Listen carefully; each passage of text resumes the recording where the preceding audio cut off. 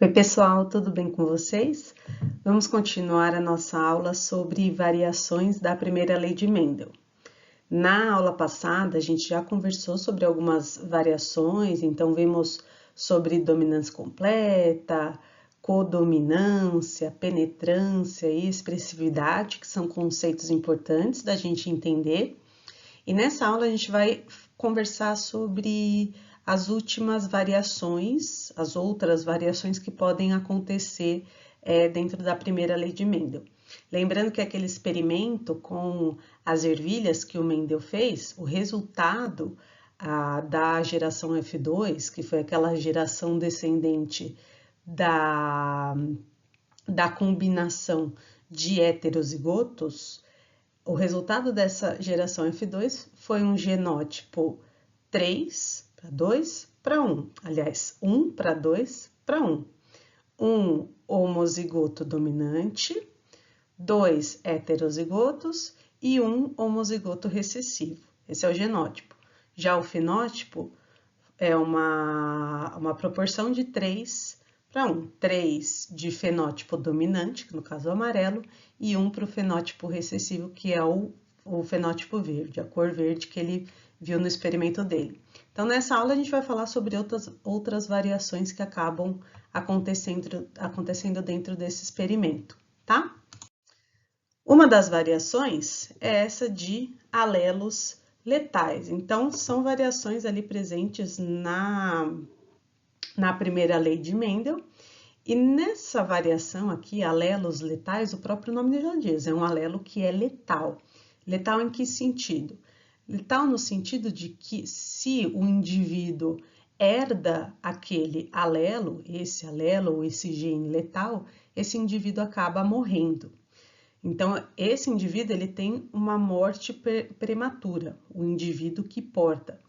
Mas qual seria o genótipo desse indivíduo que está portando esse alelo e que morre prematuramente? Seria um alelo, aqui um genótipo em homozigose. Então, no caso de alelos letais, em homozigose, eles acabam matando esse indivíduo. E isso foi identificado porque cientistas estavam estudando o cruzamento de camundongos em laboratórios e camundongos com o fenótipo, com a cor amarela. Então, eles cruzaram esses camundongos, ali camundongos que produziam espermatozoides e oócitos, cruzaram esses camundongos heterozigotos, aqui não dá para ver, mas eles tá bem pequenininho aqui, mas são heterozigotos. Se eu não me engano, é a letra Y ali. Então, no cruzamento desses camundongos heterozigotos, se a gente fizer o quadro de Panet aqui, esses camundongos, quando cruzados, eles acabavam gerando aqui azão Y, azão Y, azão Y, azão, azão Y, azão e azão, azão. Eles viam que deveria ser, seguindo a lei de Mendel, deveria ser aquele fenótipo 3 para 1, que nós já conversamos. Só que isso não acabava acontecendo, por quê? Porque era sempre um fenótipo 2 para 1. Então, a proporção fenotípica era sempre 2 para 1. E o genótipo também, porque eles viam que os camundongos amarelos heterozigotos, eles sobreviviam, eles nasciam, se desenvolviam, e o camundongo recessivo, o genótipo recessivo aqui com o fenótipo cinza, e o genótipo azão-azão, também sobrevivia. Então, eles viam que eram esses indivíduos aqui que acabavam sobrevivendo. Qual indivíduo que tinha a morte prematura, o abortamento? Aquele indivíduo homozigoto e com o fenótipo que deveria ser o fenótipo dominante, o amarelo. Então, no caso, esse gene letal aqui é aquele que vai determinar a cor amarela. Em homozigose, esse animal acabava morrendo. Então, essa presença de homozigose dominante nesses indivíduos, eles acabavam morrendo. Então, esse daqui seria azão Y, acabava morrendo. Esse daqui é heterozigoto, esse é heterozigoto também. E esse daqui, homozigoto recessivo. Então, no caso, o homozigoto dominante acabou morrendo. Então, era essa daqui a proporção que eles obtinham, e isso foi explicado pela presença desses genes, desses alelos letais, ok? No caso, esse alelo aqui, a presença dele determina a característica, o fenótipo amarelo e também a sobrevida, se ele vai sobreviver ou não. Essa combinação de fatores determinados por um mesmo alelo é chamado pleiotropia. Então, nesse caso, esse alelo está determinando o fenótipo amarelo e também a sobrevida desse indivíduo, ok? Uma outra variação da primeira lei de Mendel é a presença de alelos múltiplos ou polialelia. O que significa isso? Significa que um gene, ele determina um caráter, por exemplo, a cor dos pelos, e essa coloração ela pode variar. Por quê? Porque os alelos variam. Então, a presença de vários alelos em uma determinada população vai acabar expressando colorações diferentes entre esses indivíduos. Antes de entrar nos alelos múltiplos, vamos só relembrar uma coisa. Lá no nosso genótipo, a gente vem aí de um encontro de um espermatozoide com um oócito. Esses dois acabam dando origem a uma célula 2N, que somos nós. Esse espermatozoide e esse oócito são células haploides, são células N, que lá tem seus cromossomos sem pares, eles estão sozinhos. Então, tem o cromossomo aqui, tem 23 cromossomos, e 23 cromossomos aqui. Estou exemplificando só esses cromossomos, tá? Esses cromossomos, eles determinam aqui a coloração do pelo, por exemplo. Então, aqui o alelo é o azão e aqui o alelo é o azino. Quando esses cromossomos foram pareados na fecundação, pareou esses cromossomos, o azão que veio do pai e o azinho que veio da mãe. Então, vejam que os nossos cromossomos, eles estão pareados. Só que os alelos, eles podem variar, como eu falei, a pelagem ela pode variar de cor. Então, a combinação desses cromossomos aos pares acabam variando, fazendo com que a coloração da pelagem ela varie, certo? E o exemplo mais comum disso é a pelagem dos coelhos, que podem ter essas colorações aqui.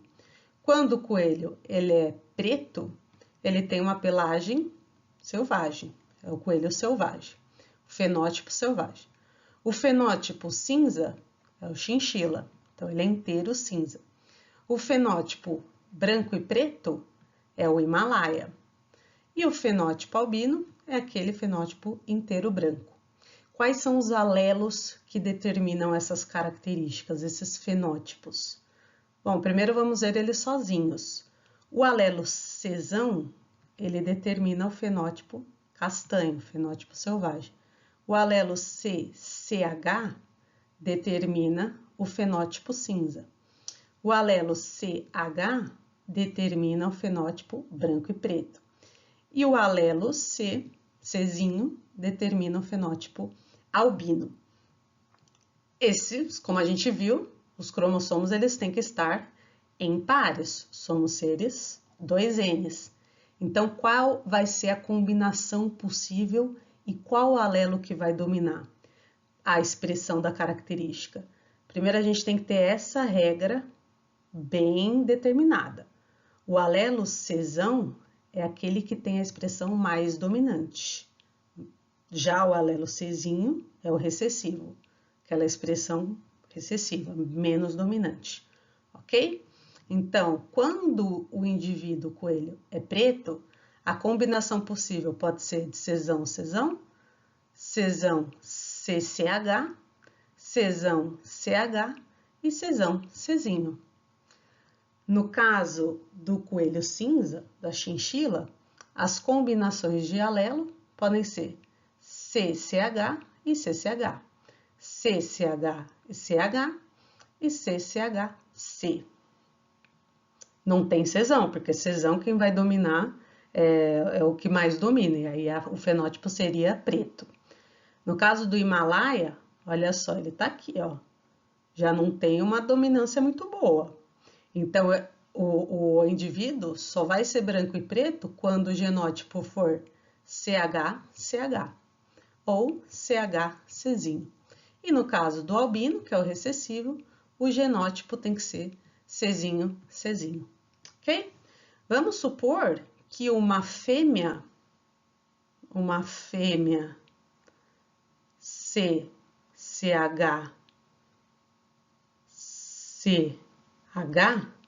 que é uma fêmea cinza, cruze com um macho que seja CCH, ou seja, preto. Vamos fazer aí o quadro de Panet. Qual vai ser a prole? A prole vai ser CCH, CCH, CCH, CCH, CH. Que tal o H, tá? Qual o fenótipo? CCH, preto. CCH, preto também. CCH, cinza. CCH, cinza também. Então, 2 pretos e 2 cinzas. Lembrem-se sempre dessa combinação, principalmente dessa regra de dominância, ok? Outro exemplo muito importante de alelos múltiplos é o dos grupos sanguíneos, da tipagem sanguínea. Então, grupo A, grupo B, grupo AB, grupo O, esses grupos, uma variação de grupos, eles são determinados pela combinação de 3 alelos, tá? Que é o alelo IA, IB e o Izinho, que é o alelo recessivo. Sendo que o A e o B, eles são codominantes. Então, a expressão deles é igual. O indivíduo que tem esse genótipo, os dois juntos, acaba tendo o fenótipo expresso pelos dois, que foi o que a gente viu na primeira aula de variações, tá? Já o alelo recessivo, ele é recessivo. Então, esses dominantes, eles acabam dominando a expressão do fenótipo sob o alelo recessivo, que é o Izinho, ok? Então, essa daqui é a regra a ser seguida. Sendo que o grupo A, tipagem A, a combinação é IA, Izinho. Já o B, IB, Izinho. Grupo AB, IA, IB. E grupo O, Izinho. Esse é o recessivo, tá? É só uma introdução sobre os grupos sanguíneos, porque na próxima aula a gente vai falar sobre eles. Só exemplifiquei agora por conta desse conteúdo de alelos múltiplos. Tá bom, pessoal?